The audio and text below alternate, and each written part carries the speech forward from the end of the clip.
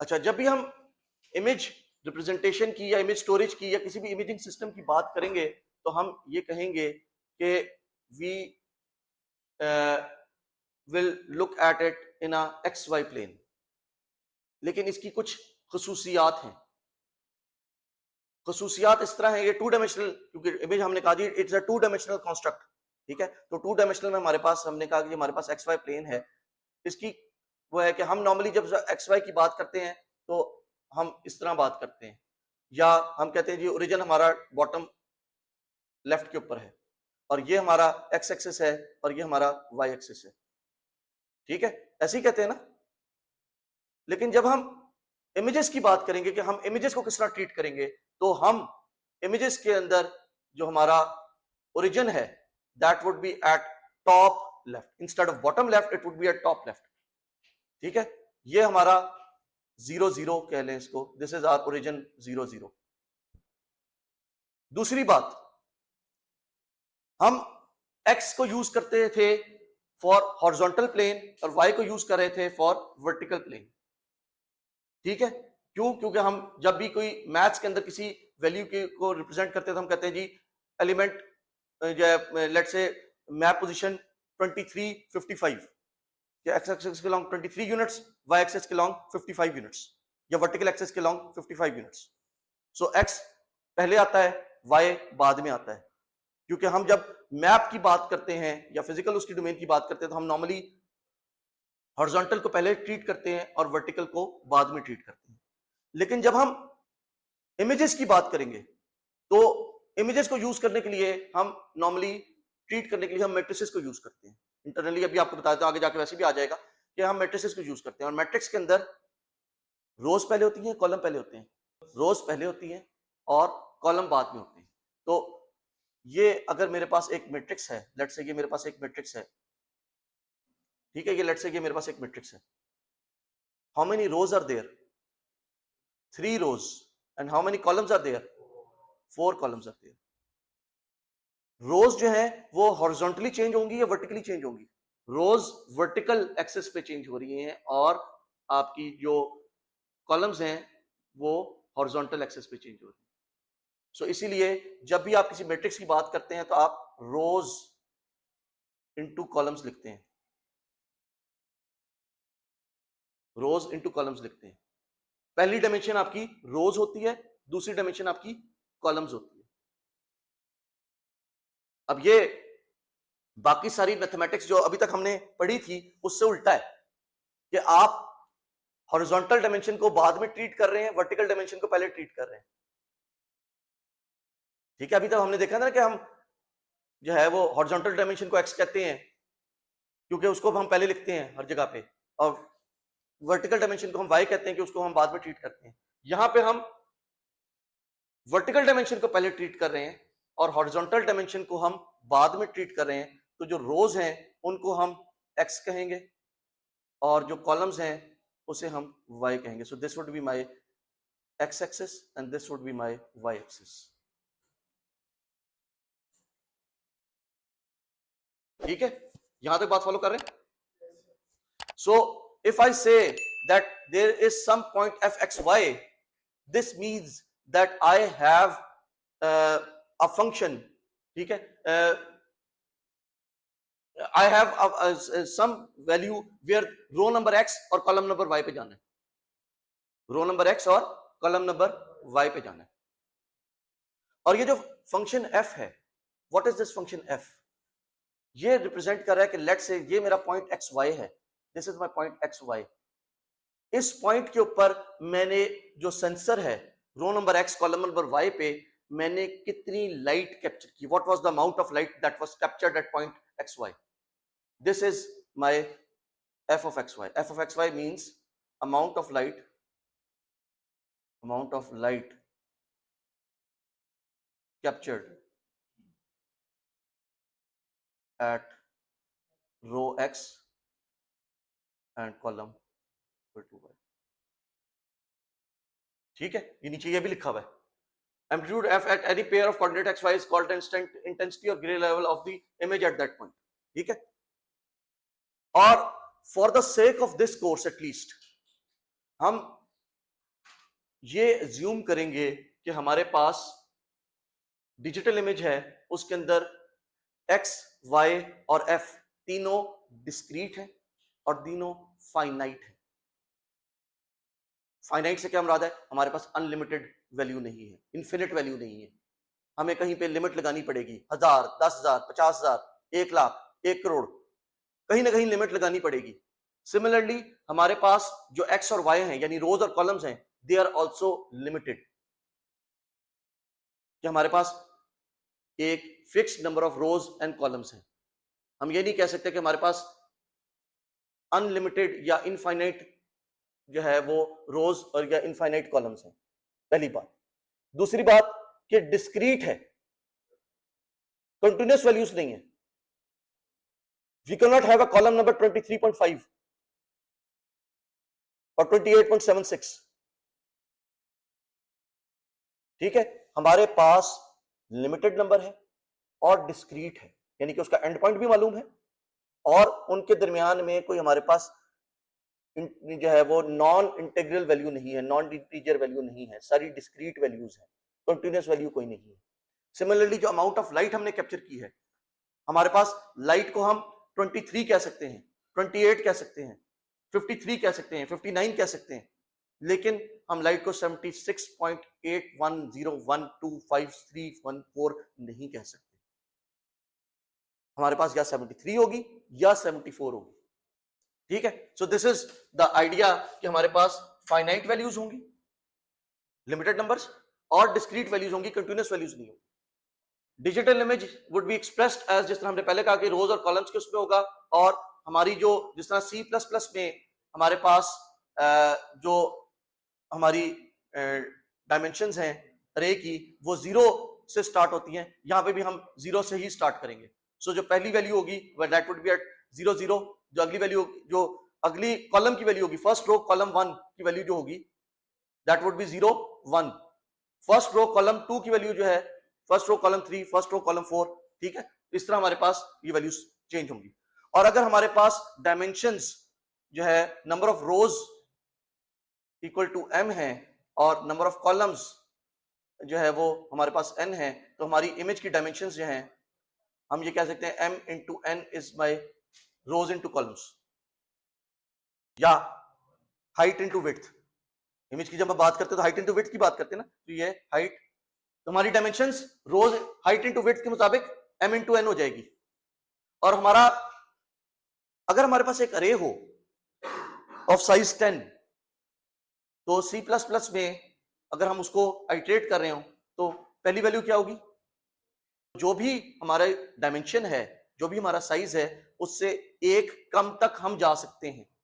So similarly यहां पे हमारे पास m पॉसिबल वैल्यूज थी, तो हमने अगर 0 से स्टार्ट की अपनी इंडेक्सिंग को, तो हम m-1 तक जा सकते हैं।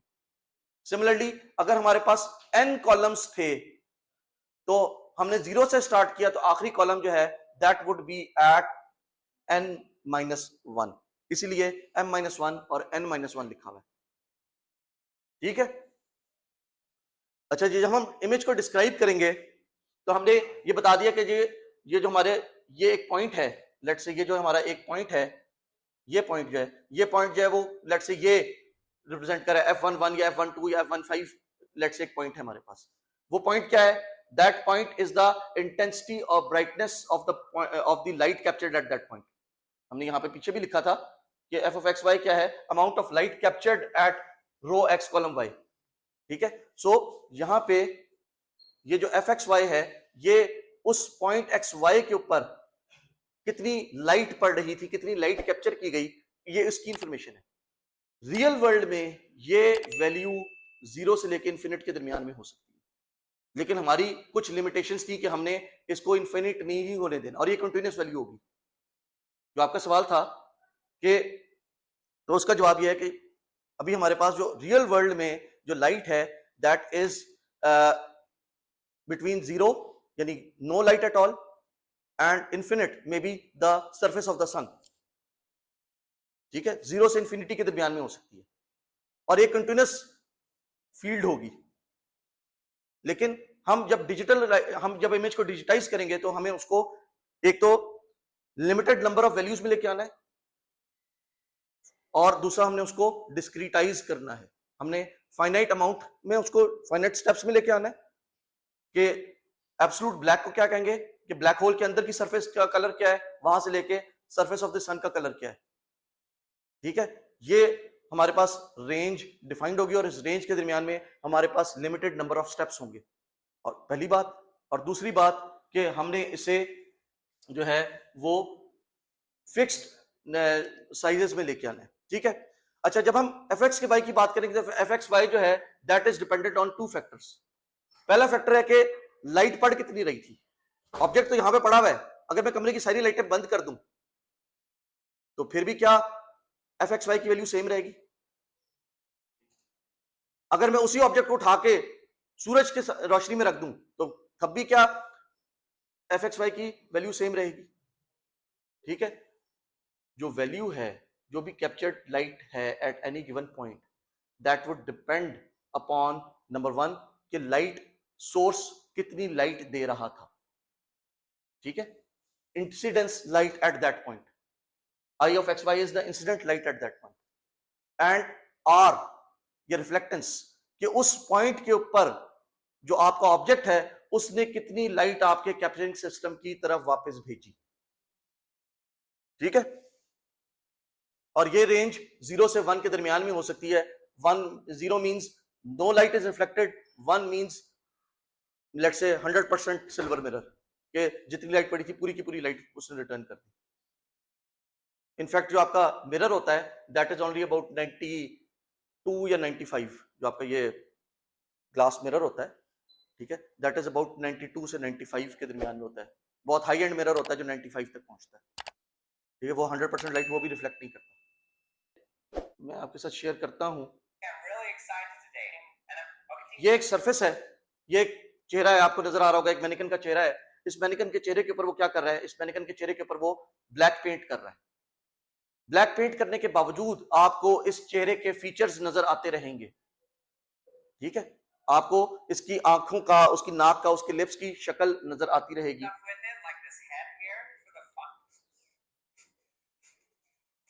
ठीक है, सो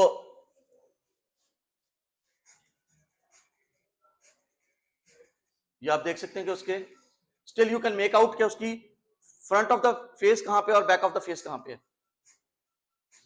अब उसने कलर का, उस वक्त तो कलर गीला था ना, अब कलर सूख गया है, but still you can make out कि ये आईज है, ये नोज है, या you can still make out this.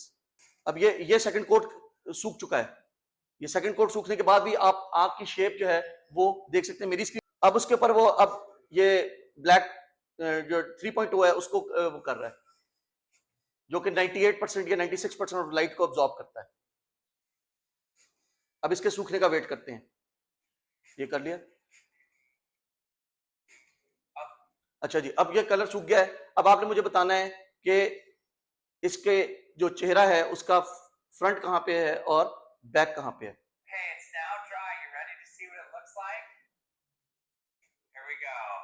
हाँ जी, are you seeing the front of the face और the back of the face?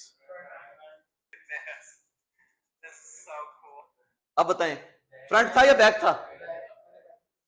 कितने लोगों ने पहले फ्रंट कहा था? अच्छा जी, अब उसके साथ ये एक ऑप्टिकल इल्यूजन क्रिएट करके आपको दिखाएगा। अब वो ये जो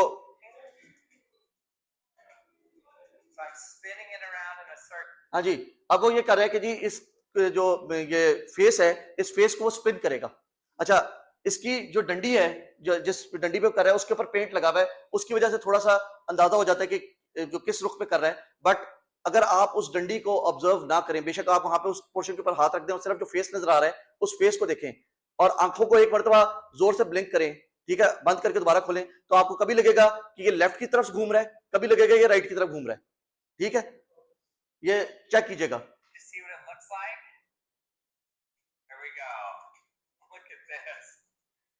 आपने इससे इससे नीचे नीचे देखना है।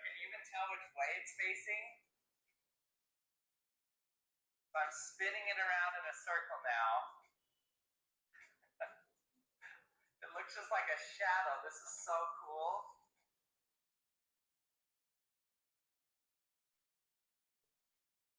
hardly see any of the contours at all. So the lower layers that I painted on here were with black 2.0, and when I finally started putting on the black 3.0, it was night and day difference. The black 3.0 is much darker than black 2.0. And black 2.0 absorbed around 96% of light. So I'm guessing this is around 98-99% of light absorption. Okay, something really cool that we're going to try, because this just looks like a shadow projected onto something. It doesn't even look. आपने अब इस डंडी के ऊपर यहाँ पे focus नहीं करना, आपने सिर्फ जो है ना वो इससे ऊपर वाले पोर्शन यहाँ से ऊपर देखना है आपने, ठीक है? It looks like a 3D image that has been projected onto a 2D image. It's like a shadow, basically. So I want to try an optical illusion that I've seen before with a 3D dancer spinning around in a circle. Basically, you can get your mind to picture that it's spinning right or left, depending on how you think about it. So I want to try it actually in real life and see if we can do it with the head spinning here. So I'm going to actually spin it in one specific direction, and then by concentrating on it, see if you can actually get it to spin in the opposite direction. So see if you can, just by thinking about it, picture it spinning in the clockwise direction and then the counterclockwise direction. Okay, so I'm going to spin it here.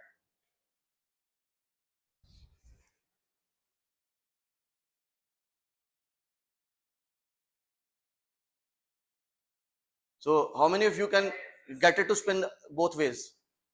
Just close your eyes for a millisecond and then open them again, and you can imagine it spinning the other way, and it would start spinning the other way. घुमा रहा है. अगर आप नीचे वाली अब आप इसको देखें, ये घुमा रहा है, नीचे वाली पट्टी को देखें, घुमा रहा है. आपको ये लग रहा है ये यूं कर रहा है, ये यूं भी नहीं कर रहा. हाँ जी, can you see the effect?